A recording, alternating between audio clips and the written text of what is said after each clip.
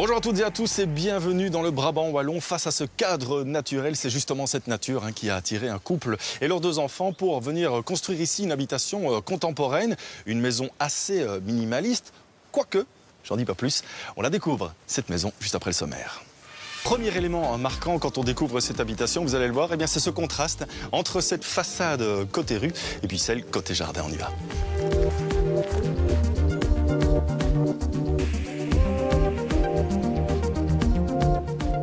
Changement de cadre complet, on a cette façade assez intimiste côté rue et puis ceci, beaucoup plus ouvert vers le jardin. Jean-Pascal, c'était vraiment votre volonté, c'était de communier avec ce terrain et cette nature? Oui, puisqu'on est sur un sentier côté rue où il y a du passage à pied, donc on voulait plutôt se protéger de ce côté-là. Et par contre, à l'arrière, ouvrir un maximum pour profiter au maximum du cadre extérieur et de la nature qui nous entoure. Vous avez cherché pendant plus d'1 an pour trouver ce terrain, trouver voilà, cette nature.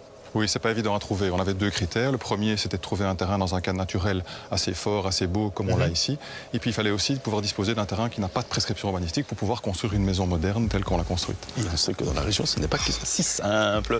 Parlons un peu justement de cette architecture que vous vouliez absolument contemporaine. Vous vouliez une maison d'aujourd'hui. Oui, c'était aussi notre point de départ. C'était avoir une maison sobre, moderne. Et on a vraiment demandé à l'architecte de l'intégrer au maximum dans la nature pour pouvoir en profiter au maximum. Et on trouve que c'est plutôt réussi. Et vous avez l'air heureux? Mais extrêmement heureux. C'est bien ça, c'est bien.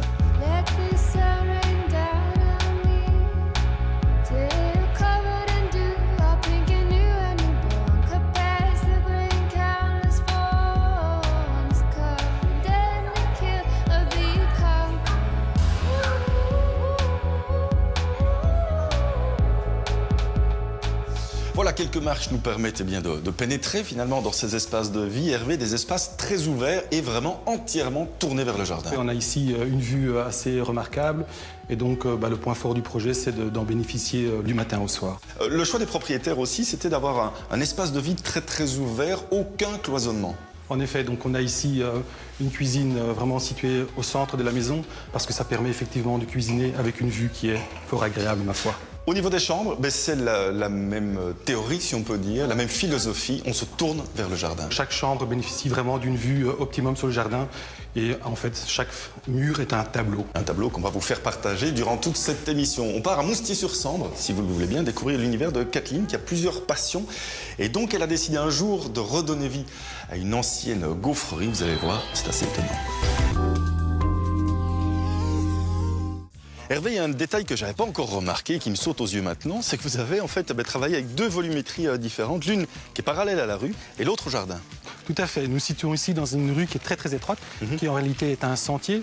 Et donc pour ne pas encore accentuer ce sentiment d'oppression, nous avons voulu travailler avec un volume bas, côté rue, et puis nous avons profité pour décaler le volume de l'habitation parallèle aux limites du jardin, et donc aussi d'accentuer la vue. Et donc nous avons vraiment ce jeu de glissement entre les 2 volumes, glissement qu'on peut d'ailleurs lire au niveau du détail du couvre-mur du volume bas qui vient s'insérer et chercher la fenêtre du volume haut. Au niveau du bardage du garage, c'est quoi comme matériau? C'est tout simplement un bardage aluminium et on a demandé de prolonger ce bardage latéralement pour vraiment avoir un dessin graphique très simple. Puis c'est vrai que c'est quand même du plus bel effet. On y reviendra d'ailleurs à ce matériau tout à l'heure, mais chut, je n'en dis pas plus. Another day, another dollar in my one-man show. I'm loving Mary Jane, flying with Lois Lane, on board a bullet train. Don't know yet if I'm glad I came. Don't know yet if I'm glad I came. Virginie, 3 petites idées shopping pour éclairer nos intérieurs. Et voilà, quelques lampes, puisqu'ici, on a vraiment un beau travail sur l'éclairage et sur le luminaire. J'avais aussi envie de vous proposer d'autres idées supplémentaires. Alors, une petite lampe, voilà, une lampe créée par un designer italien qui mélange le bois et la céramique, un matériau chaud et un matériau froid. On mélange d'ailleurs nos bras dans cette histoire. Et donc, vous avez différentes teintes et différentes couleurs. L'idée, c'est de partir sur un entonnoir et avoir une petite lampe assez concentrée. Mélangeons encore nos bras pour parler de la lampe Esengep.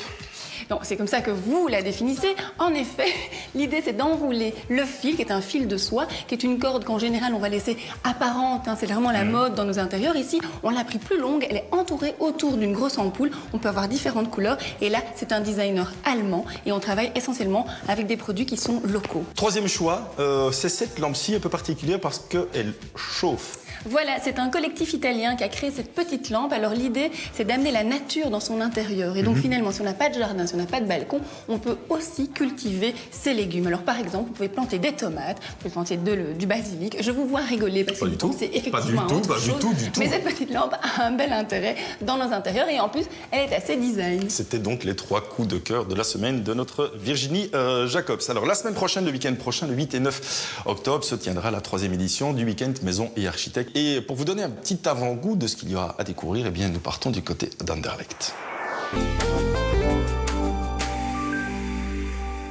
J'espère que vous avez été attentif aux explications d'Hervé l'architecte tout à l'heure par rapport à ces panneaux. Sont-ils en zinc, en acier ou en aluminium? Eh bien, la réponse va vous permettre de remporter un des 10 abonnements d'1 an au magazine Je vais construire et rénover. Pour répondre à cette question, 2 possibilités.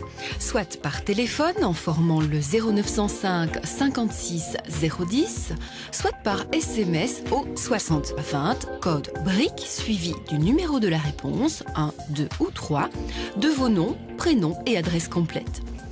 Voilà, on revient dans ces espaces de vie. Anne, on l'a évoqué tout à l'heure avec Hervé, c'était très important pour vous vraiment d'avoir ce bloc cuisine au centre. Qu'est-ce que ça change finalement dans la vie de famille? Ça change tout parce qu'on est au centre de la maison, de la pièce. C'est ici que tout se passe. On n'avait pas envie d'être dans une cuisine fermée et surtout de ne pas profiter de cette vue. Là, pour l'instant, il y a une belle inverse. Et quelque part, on s'en fiche un peu, hein, on est en communion. Ben oui, la nature est différente et elle s'observe justement de ce point central et ça, c'est très agréable. Parlons un peu quand même de cette idée, un certain minimalisme que l'on retrouve dans l'habitation. Et pourtant, vous rehaussez ça avec des petites touches. Oui, on dit toujours que le contemporain, c'est très froid. C'est vrai que la base est blanche avec des lignes les plus pures possibles, pas de poignées, le moins de fioritures possible. Et en même temps, on essaye de travailler avec des tapis ou des coussins ou de l'éclairage de façon à essayer d'apporter un peu de chaleur plutôt par les matériaux que par quoi que ce soit d'autre.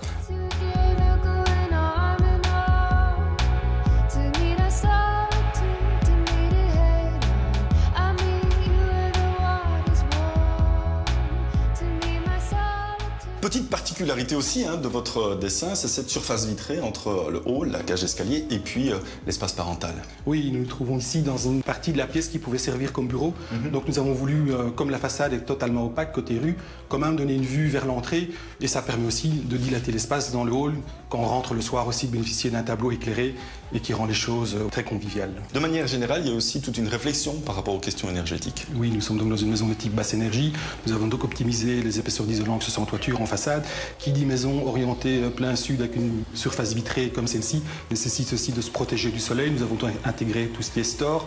Le fait d'optimiser les épaisseurs d'isolant nous ont aussi permis de cacher par exemple les descentes d'eau. Et on arrive donc à avoir une architecture très très minimaliste dans son expression où finalement rien des éléments techniques ne se voit. On va prendre le large maintenant, mais tout en restant au port. Quand un ancien paquebot de luxe est transformé en hôtel, eh bien ça nous donne tout simplement envie de monter à bord. Ces post-it, vous les connaissez bien entendu, ce sont ceux qui sont mis en vente au profit de l'opération Cap 48, une opération qui bat son plein. La grande soirée de clôture, ce sera bien entendu dimanche prochain, le 9 octobre, sur la Une. Réservez donc un bon accueil à tous les bénévoles qui travaillent pour cette opération Cap 48. Les post-it sont au prix de 10 €. Voilà, on peut s'amuser, ils sont pratiques, ils sont beaux, ils sont pas chers. Et en plus, c'est pour une bonne cause. Virginie, comme chaque semaine, ou presque, vous nous emmenez dans la salle de bain pour parler de l'aménagement global de cette salle de bain, mais aussi de l'utilisation du carrelage. J'ai bien résumé. Voilà, tradition oblige, moi je vais dans la salle de bain de temps en temps pour vous donner des bonnes idées. Dans cette baignoire, par exemple, petite mousse parfaite, température idéale, et hop, on regarde les petits oiseaux. Là, on profite de la vue, effectivement, on la place devant la vue, et ça, c'est réussi. Ensuite, on a une salle de bain qui est travaillée tout en douceur et tout en luminosité par une maison de matériaux. On a le carrelage ici, qui est un beige très clair et très chaleureux. C'est vraiment très doux. Alors des grands formats, tout à fait, qui vont d'abord éviter le nombre de joints importants qui souvent sont casse-pieds à entretenir et puis qui rétrécissent parfois la pièce. Les grands carrelages vont donner une impression de grandeur. Et puis en plus, on va calpiner la douche, c'est-à-dire se mettre vraiment à mesure avec le carrelage pour avoir ici le receveur qui a la taille des 90 cm. Et donc il y a vraiment tout un dessin qui se suit au niveau du sol et au niveau des murs. Vous parliez du carrelage, ce carrelage on le retrouve un peu partout dans la maison, mais avec des formats différents. Voilà, alors les 90 ordonnant des grands formats dans la salle de bain, mais aussi sur l'escalier. Et ça, c'est bien pratique parce qu'on n'a aucun joint. On met un élément complet pour faire les marches de l'escalier. Et puis à l'étage, ici, on va travailler des 60-60 et donc on peut jouer sur différents formats dans le même espace. Vous parlez de l'étage, il y a aussi une particularité dans les chambres, c'est l'utilisation de la couleur. Voilà, une couleur qui va être homogène. Donc on va choisir une seule teinte dans une seule pièce et on va l'appliquer sur plusieurs murs, mais aussi sur le plafond. Et donc vous avez vraiment une continuité à angle droit et on va chercher et donner un petit aspect cocon. Comme le plafond est assez haut, on peut se permettre, notamment chez Guillaume, de mettre du noir sur les murs et sur le plafond. Et chez Elliot, là par contre, on a vraiment une couleur, un beau bleu-vert comme ça qui va aussi donner une très belle atmosphère. On va découvrir le truc de Robert et Valentine et comme la semaine dernière, eh bien ils sont à l'extérieur toujours.